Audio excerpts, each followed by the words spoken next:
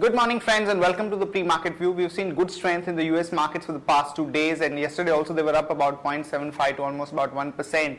As we will have an important FOMC meet today where there is going to be clarity about the stance of Fed on the stimulus plan and the bond buying which is underway. And most of the participants in the market are expecting Fed to continue with the stimulus at least till we see stability in the economic data points. European markets were mixed. Both Germany and FTSE were up, but France was down marginally, and we had important data coming out from Germany which were better than market expectations. When we look at the Asian markets today morning, Japan is up almost about 1.25%, but the rest of the Asian markets are showing weakness. So Hang Seng is down almost about 1%, and even China is down about 1.5%. Talking about the currencies, friends, rupee had the lowest closing all-time high against the dollar at about 58.80 or thereabouts, and this is primarily driven by the outflows in the debt market, wherein the FIs have pulled out almost about $4.5 billion, and also we are seeing the selling in the cash market for the past about 1 week to 10 days, and which is definitely concerning given the fact that the RBI and the Finance Ministry had given out a statement that they are watching the movement of the rupee. But despite that, we have seen the rupee closing at all-time low, which could actually affect the sentiment, because we have seen that Indian markets have actually underperformed most of the global markets given the weakness that we are seeing in the currency. Talking about the flows, friends, FIs were net sellers in the cash market to the tune of about 585 odd crore. The domestic institutions were buyers to the tune of about 590 crore, and in the index future we have seen the FII selling to the tune of about 384 odd crore.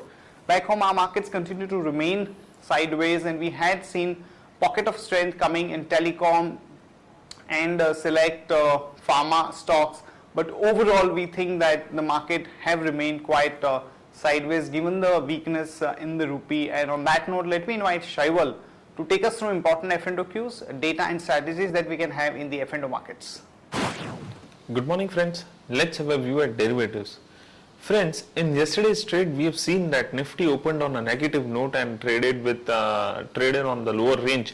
But suddenly, post-lunch, we have seen some sharp bounces in the market, and that bounce can be attributed to long positions which were accumulated in the market in yesterday's trade.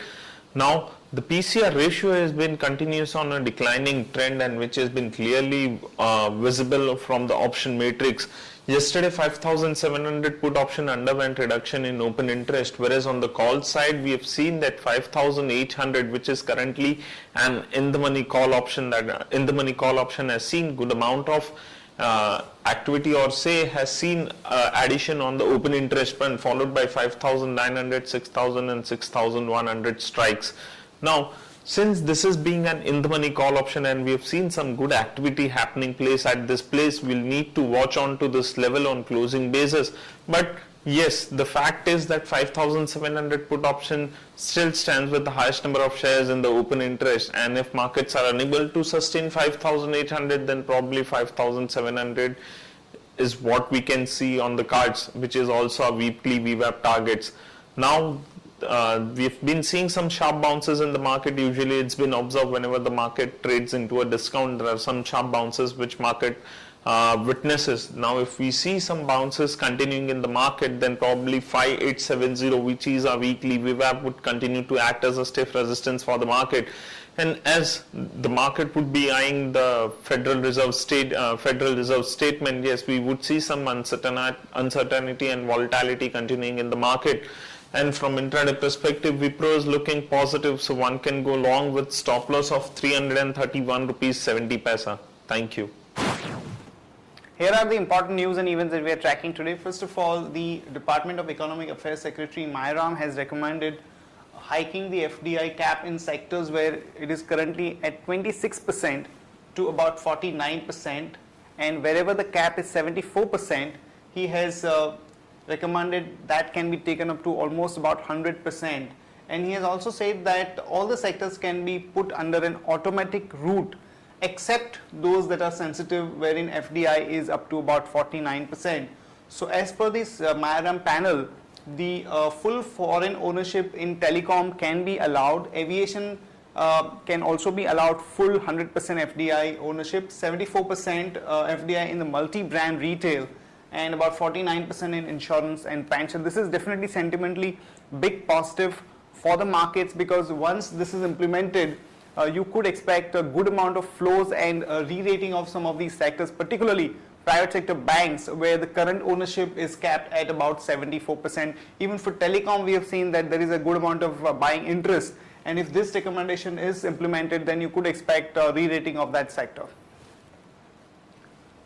In another important news, before the FOMC meet, we have seen that the rupee has closed at the record low, and this is definitely a bit negative for the sentiment in terms of flows into the country.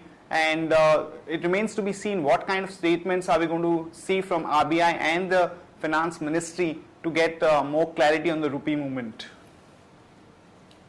There is going to be an EGOM for the third round of auctions of the telecom on June 26. We've seen a good amount of buying interest in the telecom stocks for the past few sessions. So response to this EGOM is going to be important, particularly what kind of response are we going to see from the auctions which are going to be conducted. And in another important development, Vodafone has cut the 2G data rates by almost about 80%, and about 6.5 to 7% of the revenues of most of the telecom companies come from these data services where the rates have been slashed by 80%. So this is a bit of a negative for the telecom companies. Shashun Pharma, some negative development as the workers have resorted to strike at their Pondicherry unit, and so one can expect a negative reaction there. And in another important development, coconut oil has touched a new high, and from about 860 rupees for 10 kg, it has shot up to almost about 1020 within a span of just 10 days. So since the coconut oil is a raw material basically for some of the FMCG companies like Marico, Dabur and Bajaj Corp, one can expect some negative reaction to these stocks in the market. Religare Enterprise has reduced its stake from 71.75%, the promoter stake, from 71.75 to about 49 as on March 30th to qualify for the banking license rules which have been out. And Gujarat State Petroleum Corporation has hiked the CNG prices by rupees 2 per kg and the price of the piped cooking gas by about 4 per PSCM. This is basically because of the unavailability of the cheaper gas in the domestic market. Some negative news for the coal block owners, as the government of India is making it mandatory for the power companies which have been allocated coal blocks to sell electricity through a long-term contract with distribution companies. So all the coal owners like Jindal Steel and Power and few other companies including Tata Power, NTPC, etc. will have to do this. So this is a bit of a negative for those companies. Jet Airways, some positive news as we have seen the revival of growth in the domestic air traffic by almost about 15 to 20% after a gap of almost about 15 months. So one can go long on Jet Airways with a stop loss of 468 and a target of about 492 to about 502. And IDFC also some positive news as the board of directors have approved the plan to go for the banking license. So one can go long on IDFC with a stop loss of 140 and a target of about 147 to 150. That's it from all of us, friends. Have a great trading session and see you tomorrow at the same time.